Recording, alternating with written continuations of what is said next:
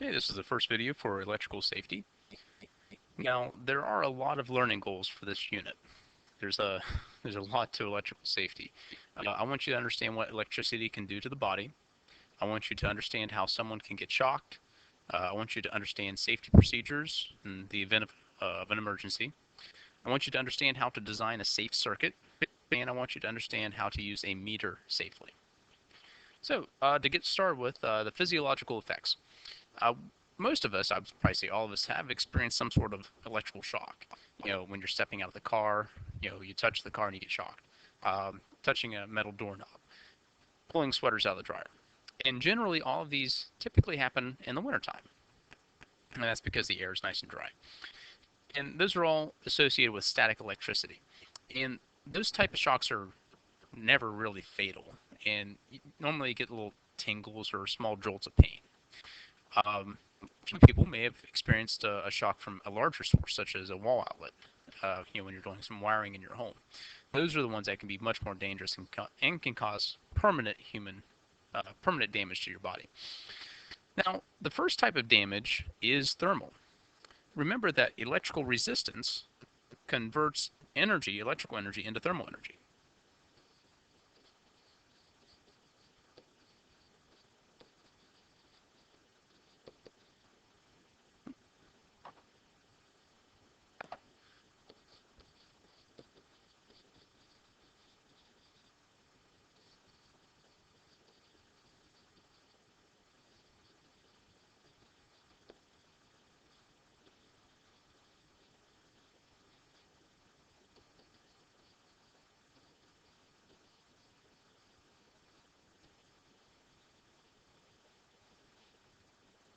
This is one reason why wires heat up.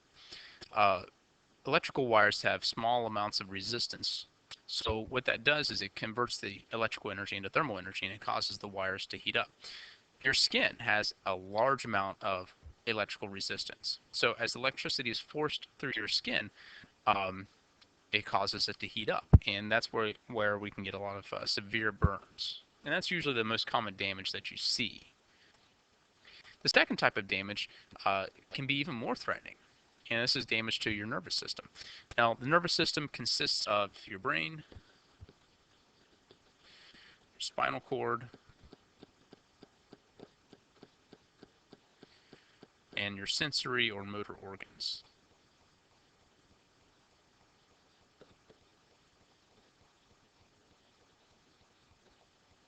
Sensory organs would be like your skin, how you can feel things, your eyes, your ears. Motor organs are typically your muscles, things that move you around. Now, within your nervous system, you have nerve cells, and they're communicating with each other by acting as transducers. And they're actually creating electrical signals, and that's kind of cool to think about. When you want to move your hand or something, the brain will send tiny electrical signals through the nervous system to the muscles controlling your hand, allowing you to move your hand. When you touch something,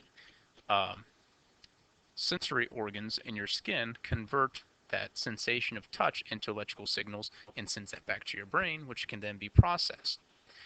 When light enters your eye, the photons hit the back of your eyeball, and that's then converted into electrical signals, which your brain processes. Sound works the same way. When sound enters your ear, it moves tiny little hairs inside of your ear, underneath your eardrum, and those tiny little motions are converted into electrical signals, which your brain then processes. So our bodies work with electrical signals.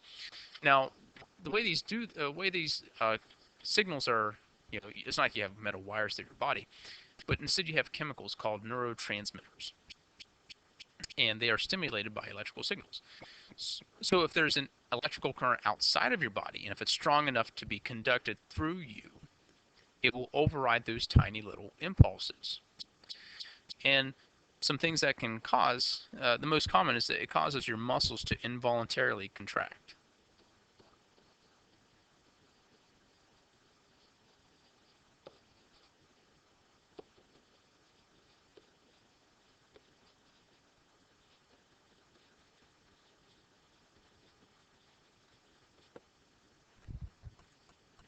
So what can happen then is if a person grabs a hold of an electrical wire, the muscles controlling their hands contract, and they probably will not be able to let go.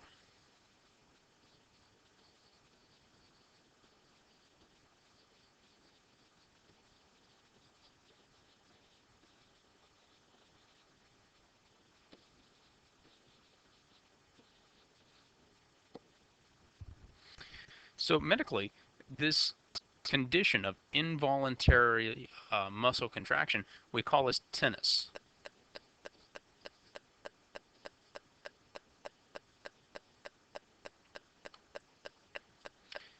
There's only one way to stop this. You must stop the current.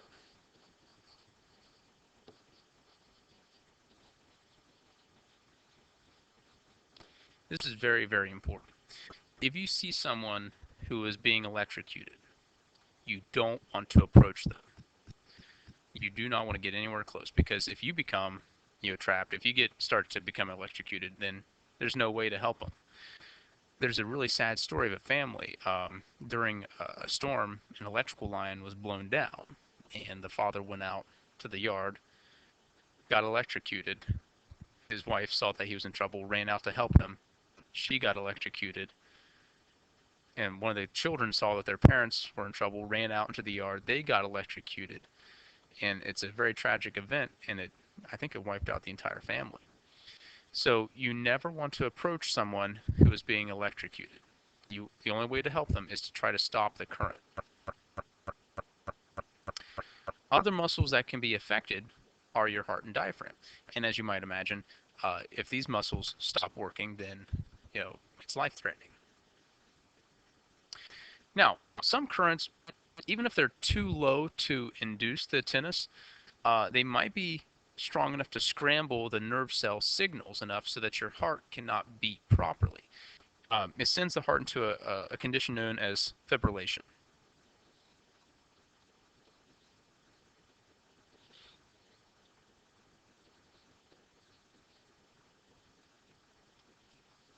This is where the heart will flutter instead of beat.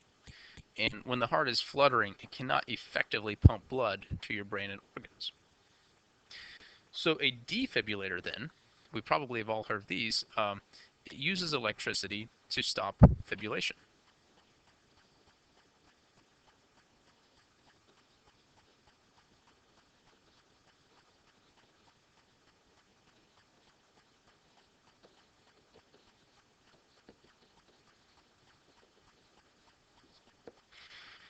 It kind of shocks the heart in order to get the heart to start to beat in a normal pattern.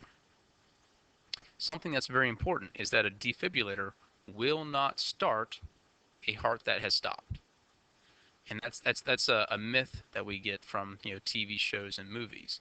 If someone's heart stops, they use a defibrillator and bring them back. That's not how it works. Uh, Defibrillators only work on hearts that are still pumping but are fibrillating. If someone's heart stops, the only way to start it again is through CPR.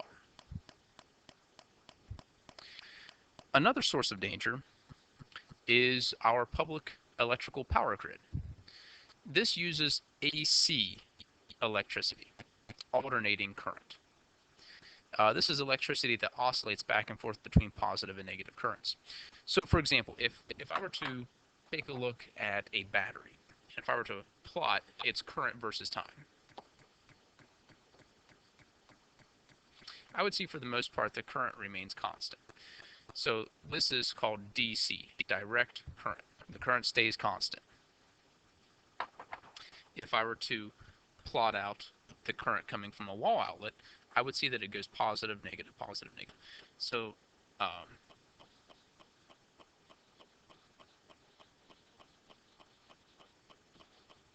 that's why it's called alternating current. And it's alternating at different frequencies. And the way that it affects us depends on that frequency.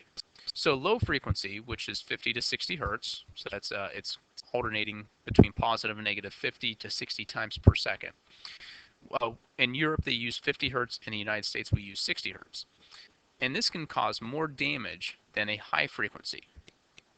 Also, low frequency, such as what comes out of the wall outlet, is about 3 to 5 times more dangerous than DC at the same voltage and amperage. So AC is very, very dangerous. Now, the reason why is that low frequency AC, it produces extended muscle contractions.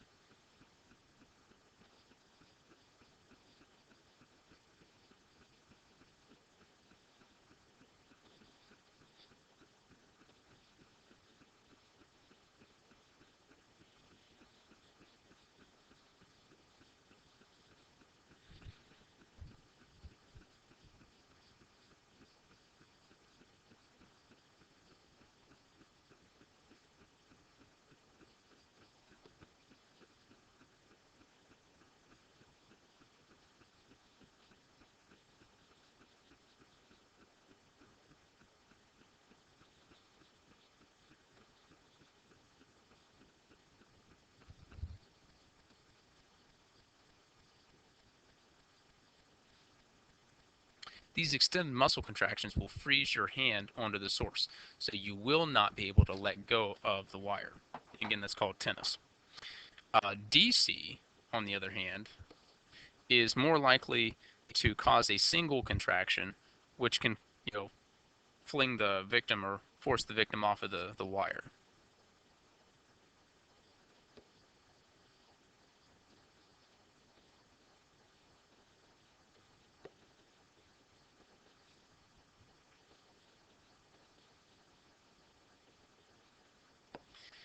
So again, the low frequency AC will freeze the person on the wire. The DC will cause a single contraction, and the victim will kind of fly away from it. Also, AC's alternating nature has a larger tendency to throw the heart's pacemaker neurons into fibrillation, whereas DC will just tend to make the heart stand still. It'll stop your heart, and a stopped heart has a better chance of regaining a normal beat pattern than a fibrillating one. All right, this concludes video 1.